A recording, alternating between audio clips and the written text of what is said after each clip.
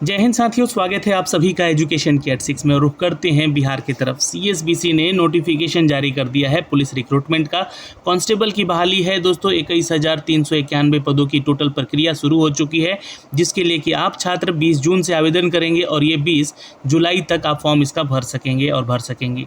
क्योंकि इसमें उम्र सीमा की जो प्रावधान रखे गए हैं 18 से 25 साल तक का रखा गया है, यानी कि 12वीं कक्षा पास छात्र इस फॉर्म के लिए आवेदन कर सकता है।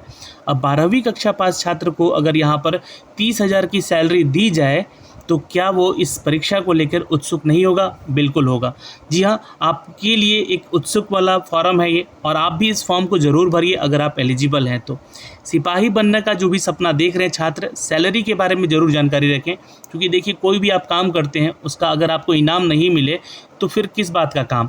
फ्री का काम हमेशा फ्री जैसा ही होता है। इसलिए आपको जो है अगर सैलरी मिल रही है, कितनी मिल रही है, कितना आपका डीए उसमें जोड़ के मिल रहा है, कितना एचआरए मिल रहा है जोड़कर, इन सब के बारे में जानकारी आपको वहाँ से देखने को मिलेगी।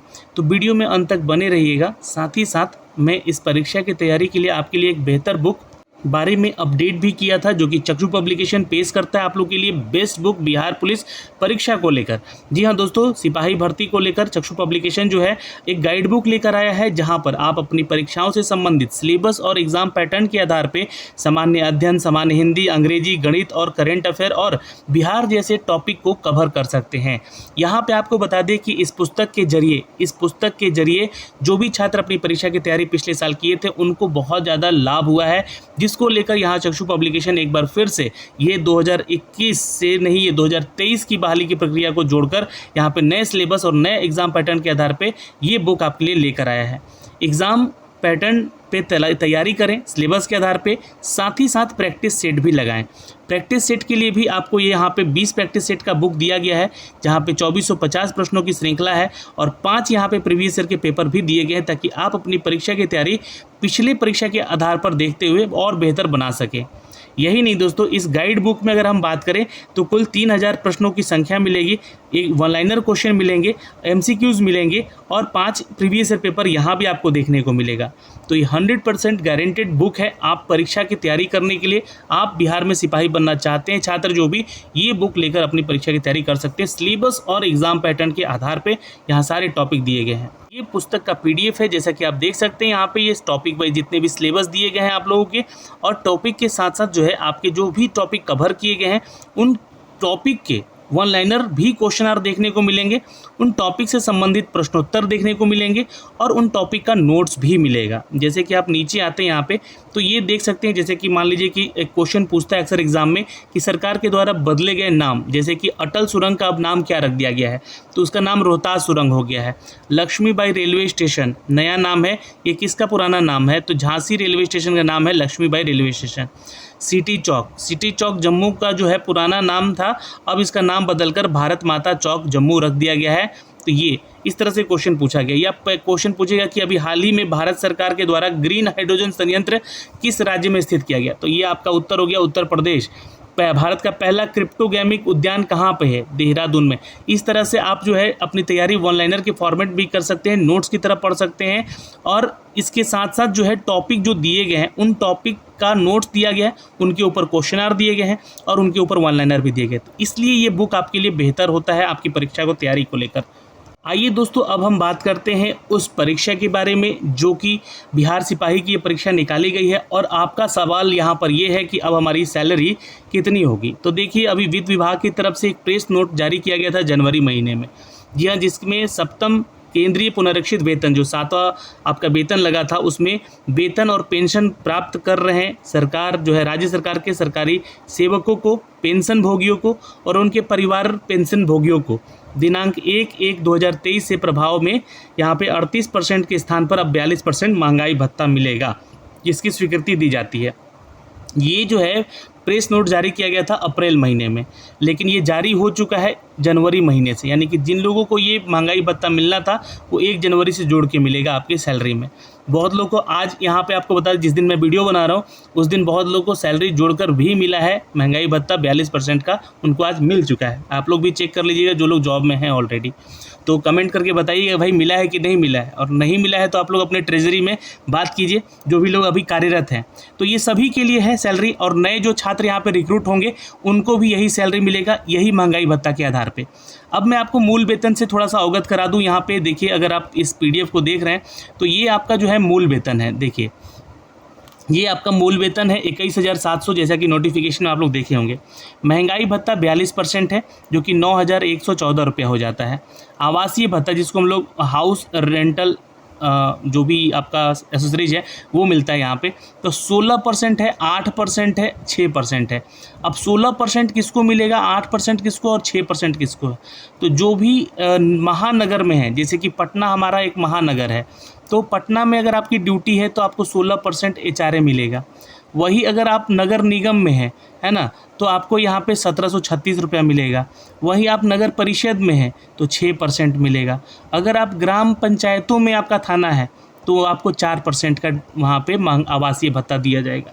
तो इस तरीके से कैटेगराइज किया गया है इस चीज़ को, तो ये मिलेगा। प्लस में आपको 3,000 रुपये राशन के लिए दिया जाएगा।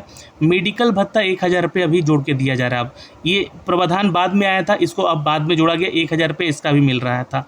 300 रुपया जो है आपको यहाँ पे अन्य भत्ता दिया जा रहा है, जिसमें कि लॉन्ड्रिंग वगैरह हो गया, साइकिलिंग वगैरह हो गया। तो ये जब तक आप जॉब में रहेंगे तभी तक मिलेगा, पेंशन भोगियों को ये शायद ना मिले, है ना। तो ये यहीं तक जो है आपका सैलरी है। तो कुल मिला के जो है आपको ये सैलरी मिल रहा था दोस्तों, ये सारे डिटेक्शन जोड़कर। और डिडक्शन यहाँ पे किया जाता था 10%। किसका भाई, तो मूल वेतन का, यानी कि 21,700 रुपया, और प्लस में जो आपका महंगाई भत्ता था 9,114 रुपया, इसको जोड़ के इसका 10% जो है आपको डिडक्ट कर लिया जाता था। कितना, तो 3,081 रुपया। तो ये जो है आपका डिडक्शन होता है, ये आपका डिडक्शन होता है सैलरी से। और टोटल सैलरी जो है आपको मैं यहाँ पे दिखलाऊंगा नेट पे भी, वो भी आगे। और ये देखिएगा टोटल नेट पे जो है, अगर मैं बात करूँ यहाँ पे जो लोग आवासीय भत्ता 8% उठा रहे हैं उनकी सैलरी जोड़ा है मैंने, तो 33,769 रुपया।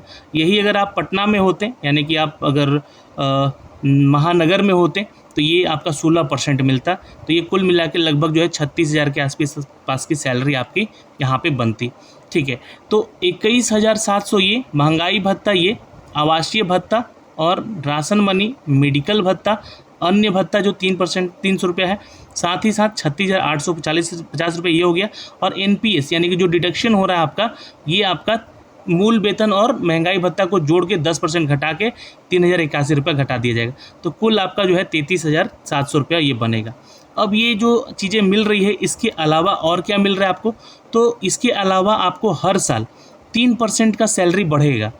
21,700 मिल रहा है, इसमें 3% जोड़ दीजिएगा, तो ये जो है 651 रुपया। ये 651 रुपया हर साल आपका इंक्रीज होगा आपकी सैलरी में, याद रखिएगा, इम्पॉर्टेंट है ये। 21,000 और 651 रुपया, 22,351 रुपये आपको मिलेगा। लेकिन ये जैसे ही कोई भी सैलरी आपकी, जैसे कि मान लीजिए कि 50 रुपये से ऊपर होती है, जैसे कि 22,351 रुपया है यहाँ पे, तो ये 50 रुपये से 1 रुपया ऊपर हो गया, तो अब आपको सैलरी जो है 22,400 रुपया मिलेगा, है ना। मतलब 50 को पकड़ के ऊपर नीचे किया जाता है। अगर मान लीजिए यही सैलरी आपका 22,349 रुपया होता, तो आपको सैलरी कितना मिलता, तो 22,300 रुपया मिलता। राउंड फिगर में आपका ये सैलरी दिया जाता है ना। ये अगर 1 रुपया नीचे आ गया तो 300 रुपया हो जाता, और ये 1 रुपया ऊपर चला गया तो मान लीजिए कि 400 रुपया हो गया। तो ये 22,400 आपका हर साल वेतन है ना। तो ये वार्षिक वेतन आपका वृद्धि किया गया है, कितना, 3% का, ये हर साल होगा। तो जो भी नए छात्र हैं ध्यान दीजिएगा, जो लोग इस बार नौकरी लेने वाले हैं उनके लिए खबर अच्छी है ये। 13वां महीने का वेतन, चूँकि देखिए ये क्या 12 महीने ही होते हैं साल में, लेकिन 13वां महीने का भी वेतन आपको दिया जा रहा है। ये 13वां महीना 1 साल का एक्स्ट्रा वेतन होता है। लेकिन इसमें जो है आपको क्या नहीं मिलता है, इसमें आपको HRA नहीं दिया जाता है, ना ही इसमें NPS काटा जाता है ना। और भी जो अलाउंस आपको मिल रहा है वो भी नहीं दिया जाता। इसमें सिर्फ मिलता है आपका मूल वेतन, और आपका जो है DA जो है वो मिलता है, यानी कि 42% जो है वो मिलेगा जोड़ के। तो ये 13वें, यानी कि मान लीजिए कि 12 महीने तो आपको नौकरी किए ही, उसका सैलरी मिला ही, आपको 1 महीने का सैलरी और ये एक्स्ट्रा मिलता है। तो ये 30,814 रुपया हो जाएगा, हर एक साल आपको एक्स्ट्रा मिलेगा ये पैसा। ठीक है, तो ये छात्रों के लिए इम्पॉर्टेंट अपडेट है, मैं आपको बताने चाह रहा था ये सारी चीज़ें। अब यहाँ पे दोस्तों जो भी चीज़ें हैं ऑफिशियली ये नोटिफिकेशन दिया गया था वित्त विभाग की तरफ से, इसी के आधार पे हमने आपको ये वीडियो बना के दिया है। केंद्रीय सप्तम आयोग की तरफ से जो अनुशंसा की गई थी और ये अप्रैल महीने का ही अपडेट है दोस्तों, जहाँ पे आपको राज्य के वेतन आयोग की अनुशंसा की गई और राज्य कर्मियों के विभिन्न भत्तों और वर्तमान में दरें को संशोधन करते हुए आपको ये जो भत्ता बढ़ाया गया है, अलाउंस बढ़ाए गए हैं, ये सारी चीज़ें दिया जा रहा है दोस्तों। ठीक है, अगर हम अलाउंस की बात करें HRA की, है ना, तो हाउस रेंट अलाउंस जो कहलाता है यहाँ पे, वो कुछ इस तरीके से आपको इंक्रीमेंट किया गया। जैसे कि अगर आप पटना में हैं तो ये मूल वेतन में आपको 16% जो है HRA जोड़ा जाएगा। अगर आप नगर निगम में हैं जैसे अररिया, आरा, औरंगाबाद, डिहरी, दरभंगा, छपरा, बिहार शरीफ, बक्सर, जहानाबाद, कटिहार, हाजीपुर, किशनगंज, लखीसराय, मधुबनी, मोकामा, मोतिहारी, अगर इन सभी भागलपुर, बेतिया, बेगूसराय, बगहा, ये सब क्षेत्रों में अगर आपका जॉब है तो आपको 8% जो है HRA मिलेगा मूल वेतन का। अगर आप जो है दोस्तों यहाँ पे अवगृहीकृत जो है शहरों में है तो आपको 6% मिलेगा, यानी कि जो नगर परिषद वगैरह में शहर आते हैं उनके। ग्रामीण क्षेत्र में है तो 4% आपका मिलेगा। ये अपडेट यहाँ से दिया गया। तो वो जितने भी आपके राज्य या शहर है, मतलब जिला या शहर है, आप लोग चेक कर लीजिएगा आपका कहाँ पे पोस्टिंग हो रहा है, उसी के अनुसार आपका ये वेतन मिलेगा। ये दोस्तों आपको अपडेट दिया गया है बिहार वित्त विभाग की तरफ से, और ये अपडेट भी वित्त विभाग की तरफ से आया था और ये 1 जनवरी से प्रभावी हो चुका है और आज यानी कि इस महीने में आके आपको सैलरी भी मिला है। तो ये सारी जानकारी हमने आपको दी है ताकि आप और थोड़े से इच्छुक हो सकें, है ना, इस एग्ज़ाम की तैयारी के लिए और बेहतर तैयारी कर सके, ताकि आपको जो है इतनी सैलरी मिल सके 12वीं कक्षा पास होने के बाद ही।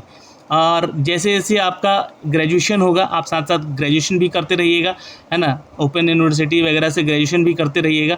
और जितने भी लोग ग्रेजुएट होते रहेंगे उनको यहाँ पे प्रमोशन भी मिलेगा। प्रमोशन होकर यहाँ से जमादार होंगे, फिर उसके बाद दरोगा होंगे, फिर उसके बाद इंस्पेक्टर बनेंगे और लास्टली DSP तक भी जा सकते हैं अगर आपके पास अच्छा खासा क्वालिफ़िकेशन क्राइटेरिया रहा तो ये जानकारी दोस्तों हमने आप तक साझा की है अपने इस वीडियो के माध्यम से। कैसा लगा वीडियो प्लीज़ शेयर करके बताइएगा और कमेंट करके, और आपके क्या डाउट है इनको लेकर ये भी ज़रूर बताइएगा। सरकार से मैं लगातार विनती कर रहा हूँ और आप लोगों के लिए बोल रहा हूँ कि 18 से 25 साल का एज क्राइटेरिया को बढ़ाकर 27 साल कर दे, ताकि जो 2 साल वैकेंसी नहीं आई है उसमें जो है आप लोगों को मौका मिल सके जो छात्र का एज ख़त्म हो रहा था।